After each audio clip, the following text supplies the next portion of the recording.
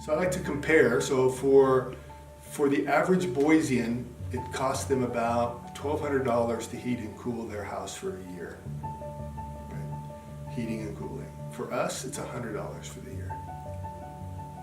Yeah, we don't need air conditioning in this house. Didn't even put it in. And to heat it is about $100 a year. We only have to turn the heater on for 3 months.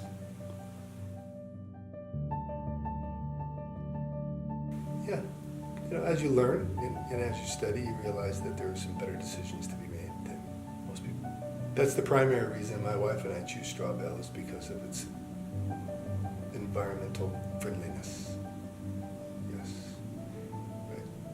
You have a house that you're spending $1,200 a year to heat and cool, those are carbon emissions, right? Unless you're doing that with solar. So if you have a straw bale house that you're spending $100 to heat and cool for the year, then it's 10 times less carbon emissions. Right? So that bigger picture. And then building out of a waste product and products like mud, you know, that of course is a good thing for everybody.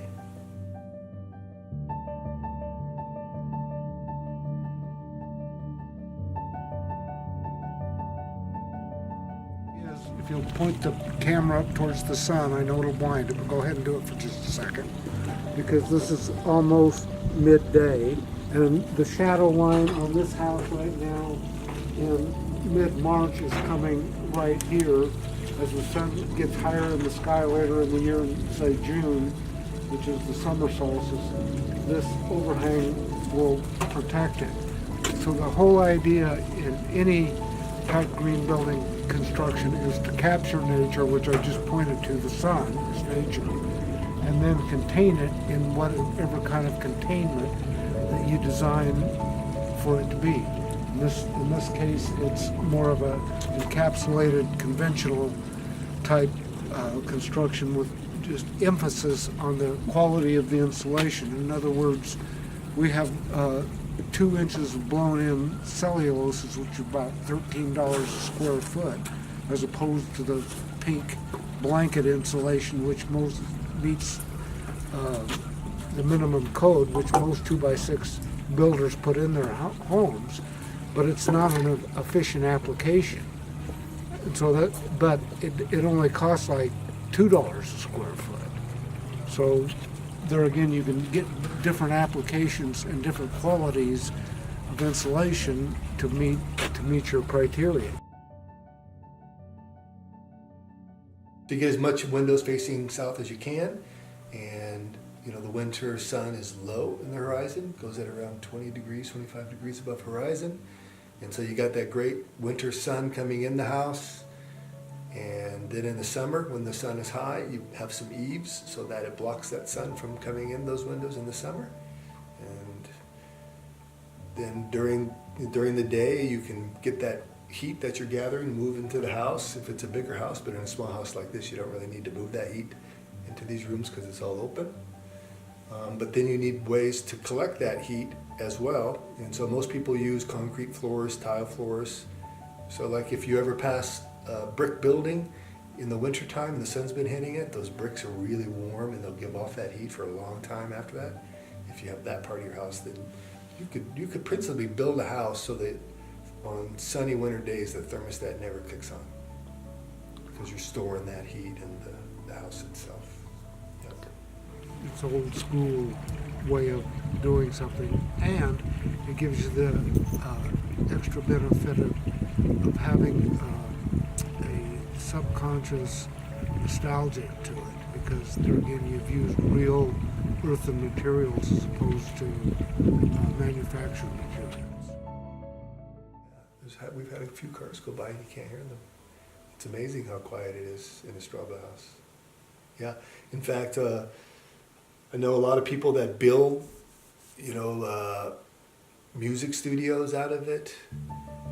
Wine cellars are being built out of straw bale just because of all those thermal and properties associated with straw.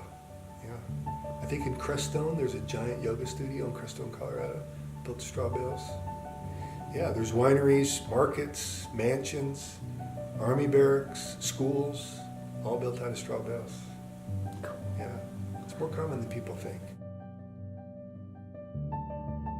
The other thing I always think about is a home investment is, for most people, one of their biggest investments. And we have a range of ways that we can work with it to keep those original costs down and still get good green building quality livability.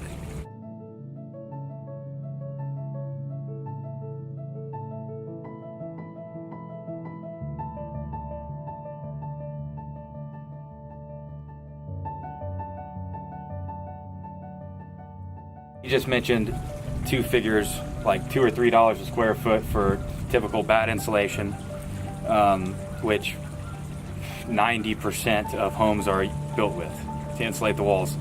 Then he threw out the figure of $13 a square foot for this closed cell insulation, this additional insulation out here on the outside of the structure. That's an added cost up front, yes, but whenever you consider affordability, that isn't just limited to the build cost. Affordability also means that you must consider the energy savings on down the road.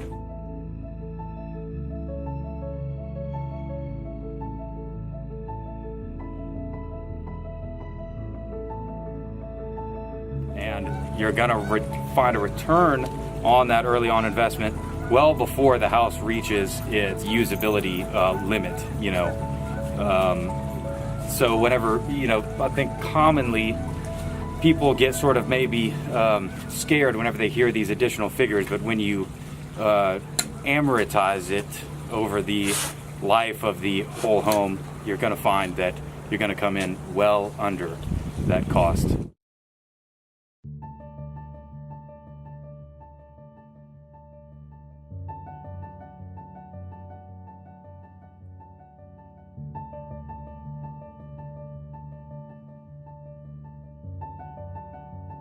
It's just a function of the correct design, building green, and understanding that you're going to see that money back.